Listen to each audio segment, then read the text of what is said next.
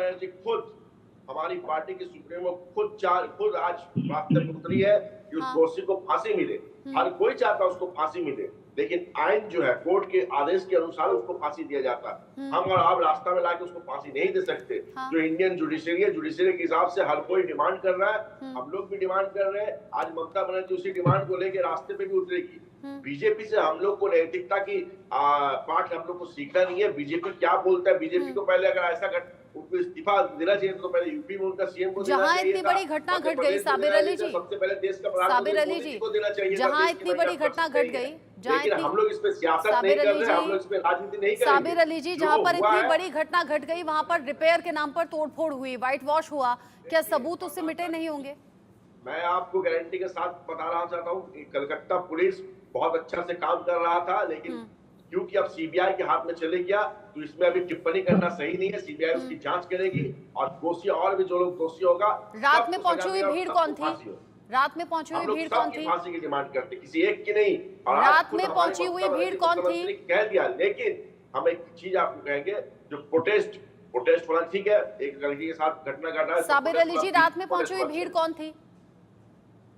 क्या बोल रहे? हेलो, रात में पहुंची हुई भीड़ कौन थी? वो तो पूरा वीडियो में आया, डीवाईएफआई का झंडा लेके सीपीएम के कर्मी और बीजेपी के आदमी लोग भारत के झंडा लेके वहां तांडव मचाया। आम स्टूडेंट लोग ने ऐसा घटना नहीं किया। आम स्टूडेंट लोग इससे कोई नहीं, उन लोग बाकी और भी जगह हुआ, पीसफुल प्रोटेस्ट हुआ, घर के महिला रास्ते पे उठे।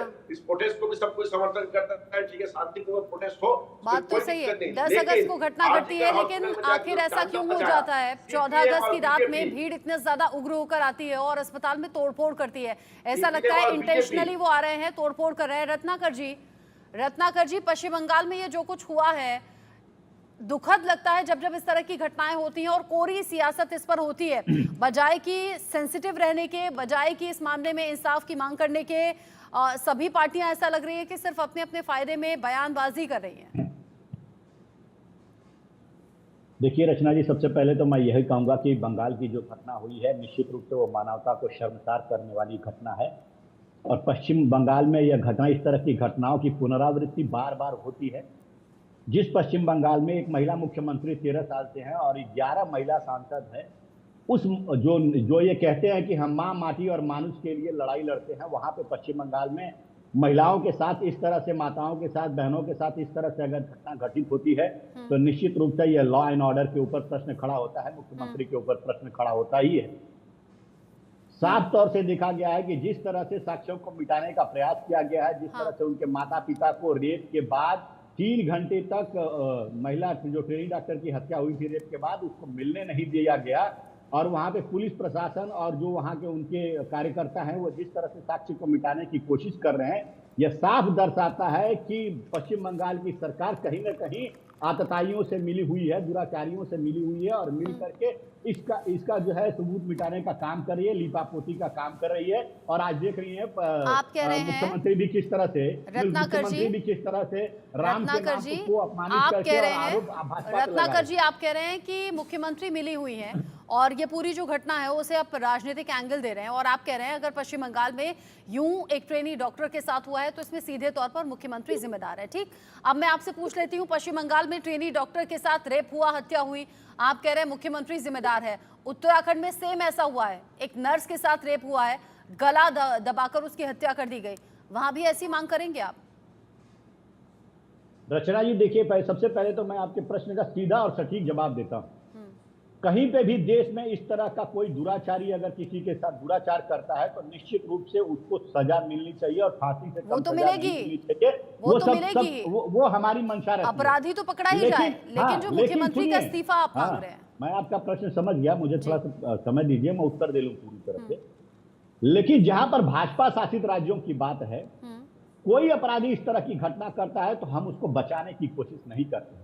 हम 5000 की भीड़ वहां पे नहीं भेजते हैं जहां पे किसी सीसीटीवी को तोड़ने का काम किया जाता है, सर्वर में जा करके वहां पे फुटेज जो है उसको डैमेज करने की कोशिश की जाती है, पुलिस द्वारा सबूतों को मिटाने का कार्य किया जाता है। ये कहीं भी भाजपा शासित राज्य में नहीं होता है। आज उत्तर प्रदेश की मैं बात ले लूं, आज कोई भी अपराधी उत्तर प्रदेश में अपराध करने से पहले 1000 बार सोचता है कि उसका खामियाजा उसको कितना बड़ा भुगतना पड़ेगा।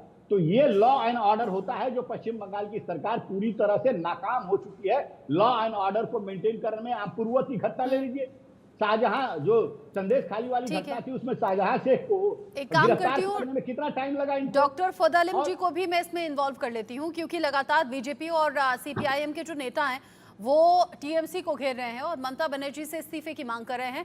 आप कह रहे हैं कि ममता के भेजे हुए गुंडे हैं, ममता बनर्जी खुद आज पैदल मार्च निकाल रही हैं, ममता बनर्जी खुलकर कह रही हैं जो भी आरोपी हो उसे फांसी कम से कम मिलनी चाहिए, फांसी होनी ही चाहिए, और सीबीआई अब इस पूरे मामले को हैंडओवर ले चुकी है, यानी कि जांच को आगे बढ़ा रही है।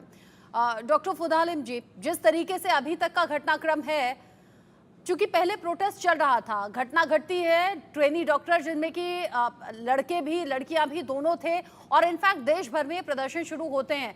प्रदर्शन शांतिपूर्वक चल रहे थे, मांग हो रही थी, नारेबाजी हो रहे थे, लेकिन ये अचानक से उग्र भीड़ आती है, तोड़फोड़ करती है। साथ ही साथ उधर मेडिकल कॉलेज में रिपेयर के नाम पर तोड़फोड़ भी शुरू हो जाती है, वहां व्हाइट वॉश होता है। ये सब कुछ इंटेंशनली है क्या? और अगर इंटेंशनली है तो क्यों? और ये आरोप है कि ममता बनर्जी के कहने पर या ममता बनर्जी या टीएमसी से मिले हुए ये गुंडे हैं जिनके जरिए हो रहा है, तो ममता बनर्जी ही क्यों आज पैदल मार्च निकाल रही हैं या ये कह रही है आरोपी को फांसी हो?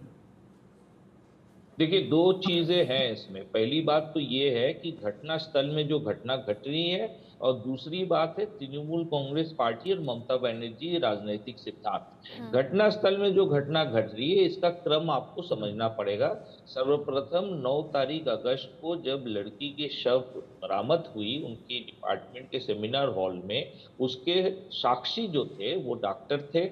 पुलिस गई थी, उन्हें देखी उस तरीके से। आप समझ लीजिए 3.5 फुट का चौड़ाई का एक हॉस्पिटल बेड आता है, एक लड़की जिसके शरीर में कोई कपड़ा नहीं है, एक दाहिनी टांग बेड के एक तरफ झूला हुआ है घुटने से, और दूसरी टांग बाएं तरफ से झूला हुआ है। उस तरीके से उसके शव को साक्षी लोग, वहाँ डॉक्टर थे, वहाँ पुलिस गई, और वो लोग केस दर्ज करते हैं ये कह करके ये यूडी डेथ है, माने ये डेथ का कोई अननेचुरल डेथ है। अब ये सुसाइड या ये सब सवाल वो लोग उठाएं, तो घटनाक्रम का पहले दिन से आपको समझना पड़ेगा कि प्रशासन ने और वहाँ के जो एक हिस्से डॉक्टर जो आरजीकर में है उनकी मिली भगत और राजनीतिक तृणमूल पार्टी का उनके ऊपर जो सरपरस्ती रही है, उससे ये घटनाक्रम शुरू होती है। दूसरी बात आपको याद रखना पड़ेगा कि पोस्टमार्टम करने के बाद उसके शव उनके माता पिता को पोस्टमार्टम डिपार्टमेंट में हैंडओवर नहीं हुआ। वहां से पुलिस उस शव को लेकर के अंत्येष्टि कर दी, दूसरा पोस्टमार्टम का मौका ही नहीं रखा। हम लोग जो लोग डॉक्टर समाज के हैं, हमारी छोटी बहन के वहां इस तरीके से कत्ल की गई, उनके साथ बलात्कार किया गया, हम लोग उसके शेष यात्रा में हिस्सेदारी और भागीदारी नहीं कर पाए।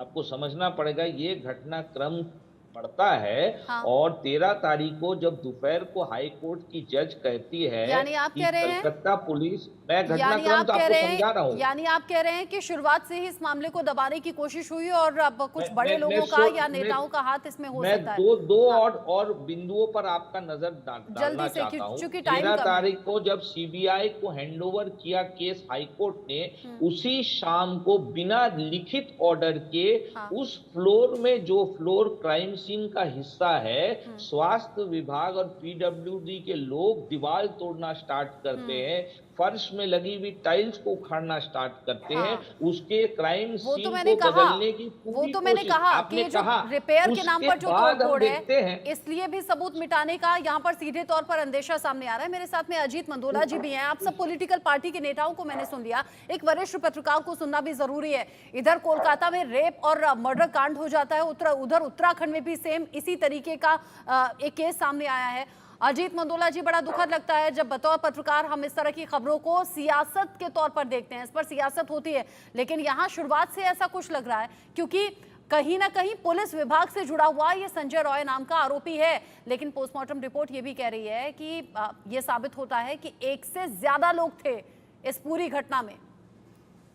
देखो रचना, इस तरह की जो घटनाएं होती हैं इनकी जितनी निंदा की जाए कम है। मैं भी डॉक्टर साहब को भी सुन रहा था तो मैं ये समझ पाया हूँ कि कहीं ना कहीं जो राज्य सरकार की जो कमी रही है उन्होंने उस डॉक्टर की बॉडी के साथ जिस तरीके से जल्दबाजी दिखाई, जल्दबाजी से जो काम किए, इसलिए ममता बनर्जी की सरकार सवालों के घेरे में आ गई। देखिए, ये बड़ा दुखद है इस देश में।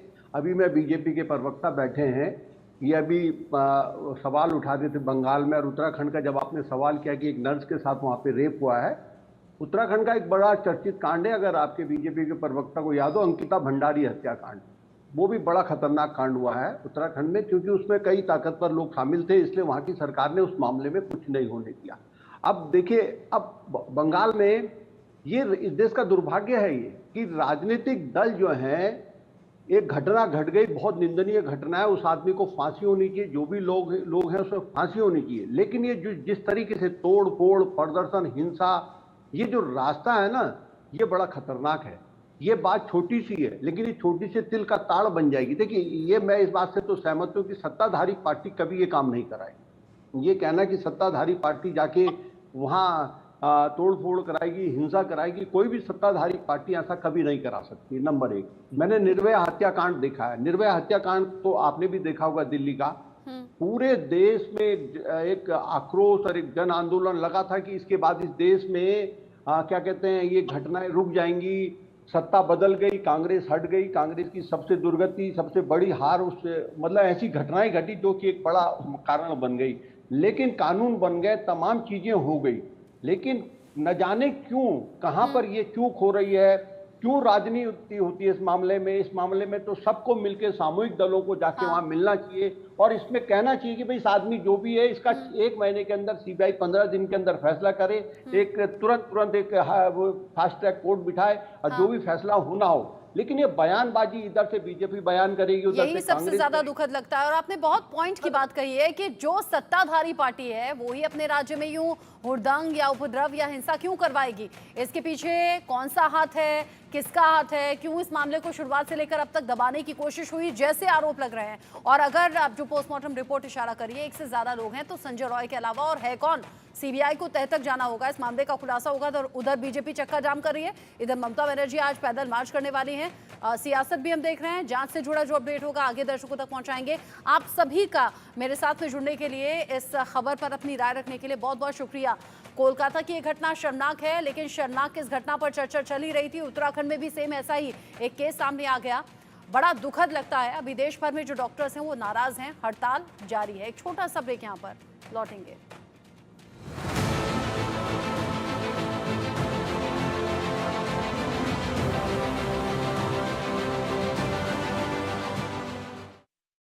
One final opportunity. ACE Tablet, Sector 152, Noida. Call 888-252-0000. माता